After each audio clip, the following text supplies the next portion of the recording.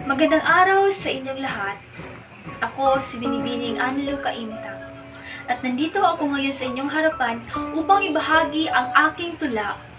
Ang tula tungkol sa aking ina na pinamagatang Sandigan ng Lima. Naway magustuhan niyo po ang aking spoken word poetry at muli isang magandang araw sa ating lahat.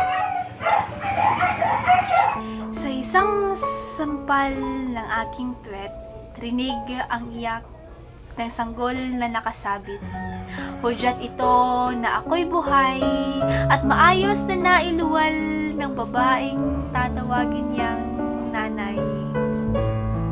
Babaeng dala-dala niya sa loob ng 9 na buwan sa kanyang sinapupunan ay sa wakas na iluwal na sa mundong kanyang kinaroroonan. Pagmamahal ang bumalot sa maliit kong katawan, ngiti ng aking mga magulang ang bumungad sa aking harapan. At sa gitna ng aking pag-iyak, kita sa mukha ang pag-aalala, ang gatas niya'y naging panlaban sa kumukulo kong tiyan at ang iyak na sa bibig ay naglabasan. Sa paglipas ng ilang buwan, labis ang tawa ng babaeng sandigan ng 5. Ang tawa nang marinig niya ang unang kong sambit na salitang mama. At ang unang hapak ng maliliit na paay gumuhit ng ngiti sa mukha nitong taglay. Ina, aking ina ang sandigan ng 5. Siya'y naging ina ng 5 at kinaya niya. Kinaya niya kahit na ito'y nagdurusa. Binuhos niya lahat ang oras at lakas. Maalagaan lang kami hanggang sa wakas. At sa gitna ng pagkamaralita, hindi niya iniwan ng kanyang supling na 5 at pinaninindigan ng babaeng maging isang tunay na ina. At iyon ng aking ina, sandigan ng 5. Minsan, naikwento niya, kailan pa ba matatapos ang kanyang pagdurusa?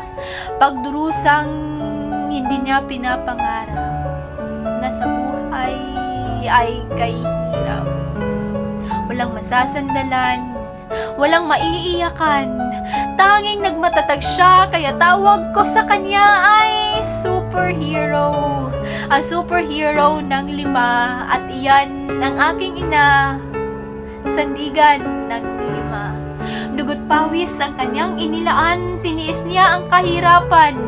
Maging utos-utusan, labandera o kusinera man, pinatunayan niyang kaya niyang lumaban. At hindi kami iniwan. Kaya ina, maraming salamat.